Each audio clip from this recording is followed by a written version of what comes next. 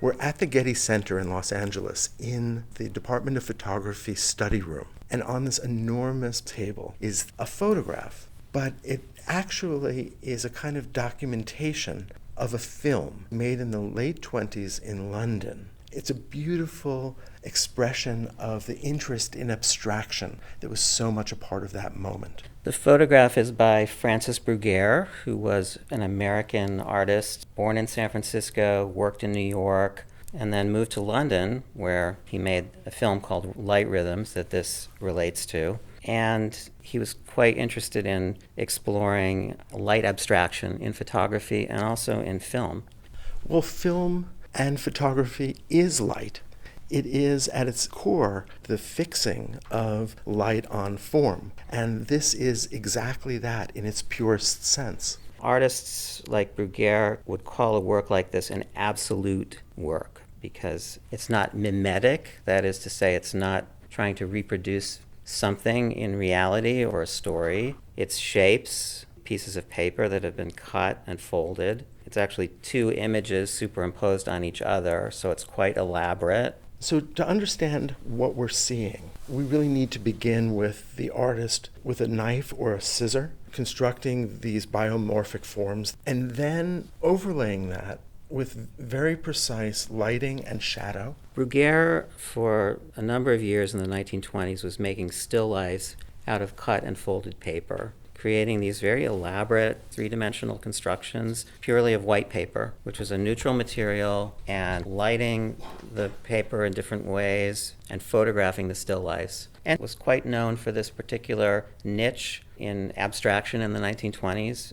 But when he moves to London, he wants to take this further. So he meets a man named Oswald Blakeston, who was a film critic, an art critic, and they hatch a plan for Bruguière to recreate these cut paper abstractions, but for the purposes of making a film, adding motion and the element of time. Paper is something that we associate with the history of drawing, but here the artist is drawing not in pencil, but in pure light.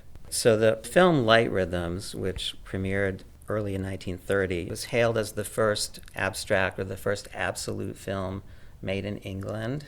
And what it consists of is a series of segments divided into movements, like a musical score. And each movement consists of 6 segments. Each segment is a different still life or 2 still lifes superimposed on each other with lights moving across the surfaces of the paper.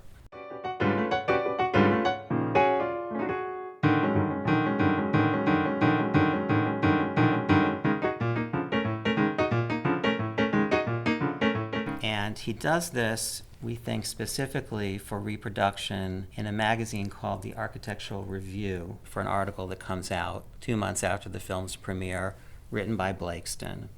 For me now in the 21st century, it's jarring to see these early experimental films because there is no narrative. It's a rejection of the thing that we so often look to. And I think this was seen very much as oppositional to the commercial film that was being made in Hollywood, for example. It's turning its back on the conventions that were already established by 1930. The commercial films released, say, in 1930 have all of the formal devices and structures that we see in films made today. But a work like this doesn't partake of any of those conventions. A work like this is, again, abstract or absolute. My mind looks at this in a sort of analytic way. I try to understand exactly what it is that I'm seeing. And clearly I see those 2 large forms and the vertical forms, but the relationship between those is so ambiguous, it's so fleeting, it's so impossible to read as forms seem to appear and disappear not only in shadow, but into each other.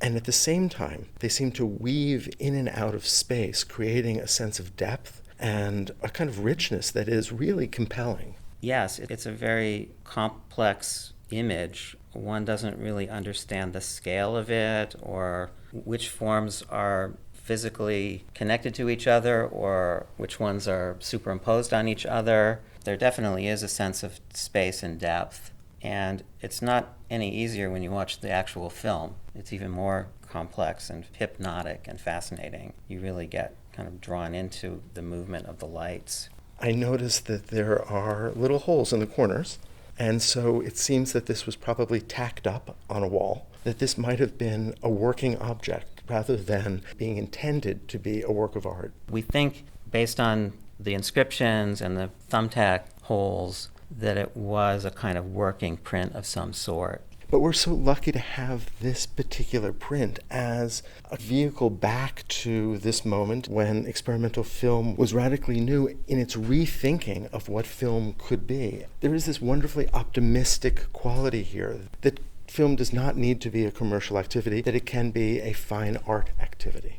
That's true, and there were many different artists who took up filmmaking, people who were painters and photographers, got interested and involved in film. There were film clubs, there were theaters that specifically showed art films. It was written about a great deal in various magazines and journals, and had a big impact on the art world overall.